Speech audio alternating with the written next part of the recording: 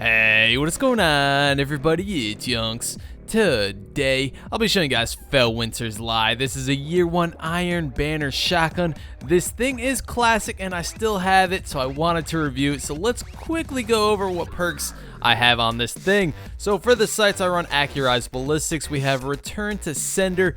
Kills with this weapon have the chance to grant bonus ammo to the mag. In the middle, we have Quick Draw. This weapon can be drawn unbelievably fast. Hammer Forge, improve range and accuracy. And single point slings, switch weapons faster, move quicker while aiming, so I go with Hammer Forge for that extra range.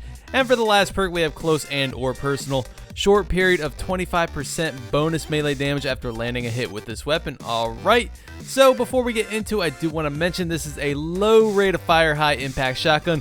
Very similar to the famous Conspiracy Theory. Anyway, let's take a look at the aesthetics.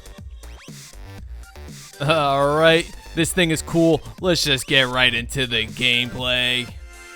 So, there will be no Ultranight footage for Felwinter's review. That is simply because this weapon very much struggled against him. And yeah, this is a year 1 weapon, so of course this thing will be weaker in PvE. It makes sense. Anyway, enough of that. We're moving right along into PvP. And Felwinter's Lie, as you could imagine, will act very much like a Conspiracy Theory with its rate of fire and impact. A very slow paced weapon, but also very deadly at the same time. Of course, follow-up melees will be very important on this thing. If you cannot put your enemy down in that first initial shot, you are going to have to rely on a follow-up melee for the most part, because by the time you get a follow-up shot off, you may be dead, because it does take a little while, trust me. So follow-up melees are going to be a tad more reliable on this weapon for sure. And can I just stop to say, man, this thing does bring back memories. Who else remembers the good old days when everybody was rocking a Felwinter and Thorn? Oh my god, those were also terrible days as well,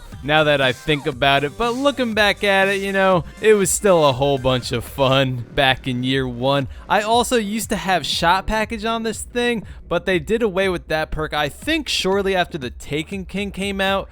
So yeah, this thing used to be even more deadly, and that was back when you could also re-roll your perks, so everyone had a God Roll Felwinters. If you had a Felwinters, you were more than likely gonna get your God Roll after re-rolling it 100 times for that Shot Package, Rangefinder, I don't know, Rifle Barrel combo. You guys know what I'm saying. Felwinter's Lie has to be one of the most iconic shotguns for year 1. It definitely competed with Matador for that #1 spot.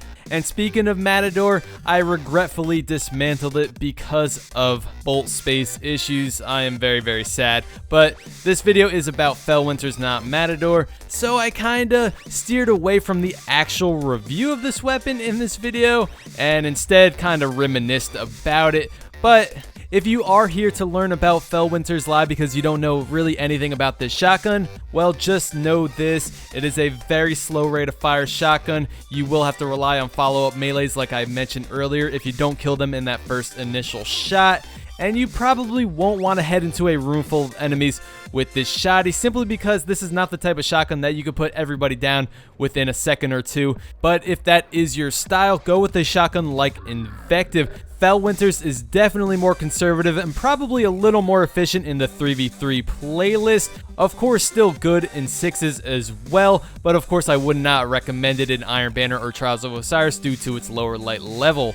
Anyway, leave in the comments and let me know, guys, do you still have your Felwinter's Lie? And if you do, what do you think of it and what perks are on yours? And also, do you think this weapon may make a return into year 3 in the Rise of Iron? It would be pretty amazing to see these old Iron Banner weapons return.